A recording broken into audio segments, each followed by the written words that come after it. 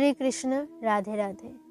যদি আপনি সময় মতো নিজের ভুলগুলো স্বীকার না করেন তাহলে আপনি আরেকটি ভুল করে বসবেন। আমরা আমাদের ভুল থেকেই শিখে থাকি। যখন আপনি নিজের ভুলকে স্বীকার করবেন তখন আপনি নিজের মনের বিশ্বাস এবং পরিশ্রম দ্বারা নিজের মনের ভাগ্য নিজেই লিখতে পারবেন। আর যদি নিজের ভাগ্য লিখতে না পারেন তাহলে পরিস্থিতি আপনাদের ভাগ্য লিখে দেবে। আপনি এটা কখনোই বলতে পারেন না যে আপনার কাছে সময় নেই, কারণ আপনিও দিনে ততটাই সময় পান যতটা একটি মহান বিদ্বান ব্যক্তি সময় পায়। শ্রীকৃষ্ণ বলেন, সমস্যা থেকে পালানো মানে সমস্যার নিমন্ত্রণ করা।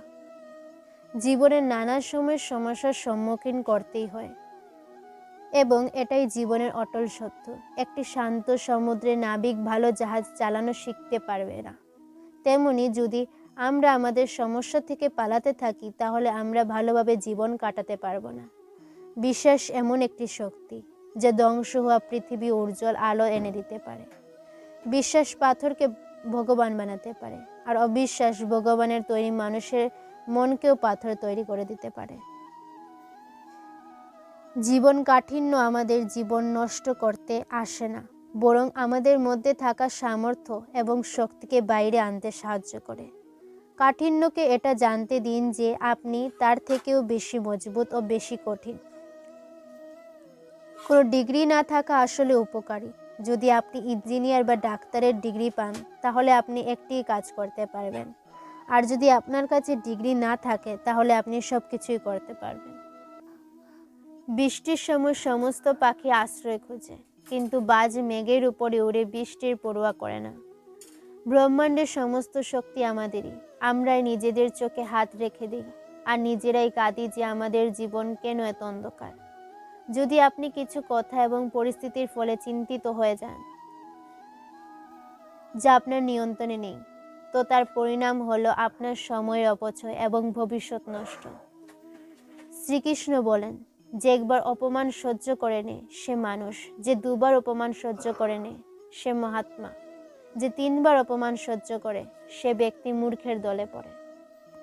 ভক্তগণ, অনেকে বলে যে লোক আমাদের বারবার অপমান করে, কিন্তু কেউ যদি আমাদের বারবার অপমান করে, আমাদের টোন করে আর যদি আমাদের নিয়ে হাসে তাহলে আমাদের কি করা উচিত? আমাদের কি তার জবাব দেওয়া উচিত? যদি আপনারা বারবার অপমান সহ্য করে যান তাহলে আপনি সর্বদা নিজেকে অপমানিত মনে রাখবেন, আর লোকেরাও আপনাকে সম্মান করা ছেড়ে দেবে। যে কেউ আপনাকে যা ইচ্ছে বলে চলে যাবে। যদি আপনি চান যে আপনার অপমান কেউ না করুক তাহলে আপনাকে নিজের আত্মসম্মানের খেয়াল রাখতে হবে। সহনশীলতা এবং মূর্খতার মধ্যে অনেক পার্থক্য আছে। যে মানুষ ভুল করে অত্যাচার করে সে তো পাপের ভাগীদার, কিন্তু যে মানুষ চুপ থেকে অন্যায়কে ভুল করে সহ্য করে নেয় সে আরও পাপের ভাগীদারি। কারণ অন্যায় অত্যাচারকে যদি প্রথমেই আটকে দেওয়া যায় তাহলে সেটা কখনো বৃদ্ধি পায় না। যদি আমরা আমাদের কিছু না বলি, তাকে কিছু না বলেই ছেড়ে দিই, তাহলে পরের বার আমাদের তারা আবার আরো বেশি কষ্ট দেবে। তাই আমাদের ধর্ম হলো নিজের সম্মান নিজেই রক্ষা করা। এই পৃথিবীতে সব থেকে মূল্যবান জিনিস হলো এটাকে নিজের চরিত্র দ্বারা, নিজের কর্ম দ্বারা, নিজের গুণ দ্বারা নিজেই বানাতে হয়। এবং যদি আত্মসম্মানে আঘাত লাগে তাহলে আপনাকে তার রক্ষা করতে হবে। যদি আপনি চান কেউ আপনার অপমান না করুক তাহলে তিনটি কথা সর্বদা মনে রাখবেন। প্রথম কথা, অনেকে বলে যে আমাকে যে কেউ যা ইচ্ছে বলে চলে যায়, আমি তো চুপ করে সব শুনে নিই, আমি কি করব, কিভাবে উত্তর দেব? আমাদের এই স্বভাবকে পরিবর্তন করতে হবে। অনেক লোক আছে যারা সবকিছু সহ্য ক্ষমতা শেষ হয়ে যায় তখন একদম বোমার মতো ফেটে যায়। এর ফলে তাদের সম্পর্ক ভেঙে যেতে পারে, আর সে নিজেও পরে অনুশোচনা করে। অনেকে বলেন, আমরা যদি জবাব দিই তো ঝগড়া হয়ে যায়, আমরা যদি জবাব দিই আমরা খারাপ হয়ে যাই। এর কারণ হলো আপনি কথা বলতেই জানেন না। কারোর কথার জবাব দেওয়ার মানে এই নয় যে আপনি তার সাথে ঝগড়া করছেন নাকি রাগ দেখাচ্ছেন। যদি কেউ আপনাকে এমন কথা বলে যা অনুচিত, তাকে শান্ত থেকে জবাব দেওয়া উচিত। কারোর কথার উপর জবাব দিলে তা ঝগড়া করা হয় না, ক্রোধ করা হয় না। আপনাকে শিখতে হবে যে ক্রোধিত না হয়ে লোকের কথায় কিভাবে জবাব দেওয়া উচিত।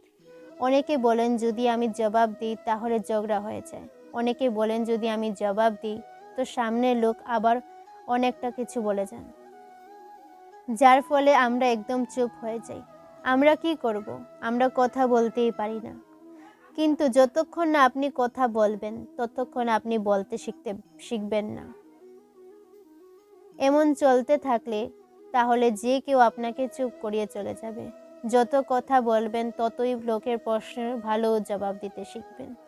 যদি আপনি কথাই না বলেন, আপনি যদি জবাবই না দেন, তাহলে আপনার বুদ্ধি আপনার কথার বিকাশ কিভাবে করবে? একটি ব্যক্তির সাঁতার কাটতে গেল।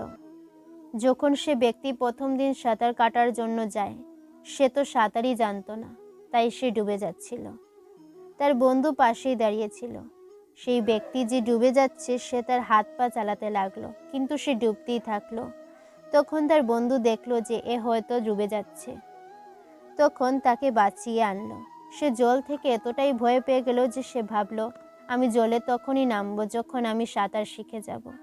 আচ্ছা, এটা কি কখনো সম্ভব? জলে না নেমেই সাঁতার কাটা শিখতে পারবে? ঠিক এভাবেই আপনি যদি কোনো ব্যক্তির প্রশ্নের উত্তর না দেন, জবাব না দেন, তাহলে আপনি কি করে কথা বলবেন? কি করে কথা বলতে শিখবেন? আপনি যদি এভাবেই চুপ থেকে সব সহ্য করেই যান, তাহলে কিভাবে কথা বলা শিখবেন? সর্বদা মনে রাখবেন, আপনি যদি সবার কথা এভাবেই চুপ থেকে সহ্য করে যান, তাহলে আপনি সারা জীবন অপমানিত হতে থাকবেন। শান্ত মনে রাগ রেগে গিয়ে লোকের প্রশ্নের উত্তর জবাব দিন। এটাই তো একটা ভালো গুণ। কিন্তু অধিকাংশ লোক জবাব দিতে পারে না, খালি রাগ দেখায়, ঝগড়া করতে পারে। আপনাকে এটাই অভ্যাস করতে হবে যে না রেগে গিয়ে শান্ত মনে লোকেদের প্রশ্নের জবাব দিতে হবে। চুপ করে কিছু সহ্য করার দরকার নেই। এটা মনে রাখবেন, আপনার নিজের সম্মান রক্ষার জন্য কেউ আসবে না। যেদিন আপনি আপনার মধ্যে সাহস অনুভব করবেন, শক্তি জাগিয়ে তুলতে পারবেন, সেদিন আপনাকে পৃথিবীর কেউ হারাতে পারবে না। আর আপনি সমস্ত অন্যায়ের প্রতিবাদ করতে শিখে যাবেন। দ্বিতীয় কথা, আপনি নিজেকে সবসময় উন্নত করতে থাকুন, নিজের জ্ঞানকে বাড়াতে থাকুন। প্রতিদিন নিজেকে জিজ্ঞাসা করুন যে আপনি জীবনে কি শিখছেন, কি প্রাপ্ত করছেন। জ্ঞান শুধু বই থেকে পাওয়া যায় না, হ্যাঁ, কিন্তু বইও পড়তে হয়। বই আপনার বুদ্ধির বিকাশ করবে, যার ফলে আপনি জীবনকে অন্যরকমভাবে দেখতে পাবেন। কিন্তু নিজের মনকে, নিজের চেতনাকে বৃদ্ধি করাও দরকার। নিজেকে নিয়েই কাজ করুন। যতটা আপনি নিজেকে উন্নত করতে পারবেন ততটা আপনার মধ্যে জ্ঞান বাড়বে। তাহলে আপনি নিজের উপর সাহস অর্জন করতে পারবেন। আর যত আপনি নিজের উপর সাহস পাবেন ততটাই আপনি নিজের উপর হওয়া কোনো অত্যাচার চুপ করে সহ্য করতে পারবেন না। তখন আপনি নিজের সম্মানের রক্ষা নিজেই করতে পারবেন। তৃতীয় কথা, আপনি মূর্খ লোকেদের থেকে, বাজে সঙ্গ থেকে সবসময় দূরে থাকুন। কারণ এমন লোক যখন কাউকে খুশি দেখতে পারে না, এমন লোক অন্যদের খুশি দেখে ঈর্ষা করে, এমন লোক সর্বদা অন্যকে অপমানিত করতে, নিচে নামতে ভালোবাসে। তারা ভাবে কিভাবে একে অপমানিত করব, কিভাবে একে নিচে নামাবো, কিভাবে একে নিয়ে হাসাহাসি করব, কিভাবে একে টোন করব। এইসব লোকেদের এই মনোভাবনায় থাকে। এইসব লোকেরা কখনোই বদলায় না। এমন লোকেদের থেকে সবসময় দূরে থাকুন। যদি আপনি জীবনে এই 3টি কথা মনে রেখে জীবনে প্রয়োগ করবেন, তাহলে কোনো ব্যক্তি আপনাকে আর অপমানিত করতে পারবে না। ভক্তগণ, এই ভিডিওটি এখানেই শেষ হলো। এই ভিডিওটি বলার সময় যদি কোনো ভুল হয়ে থাকে তাহলে আমি ক্ষমা প্রার্থী।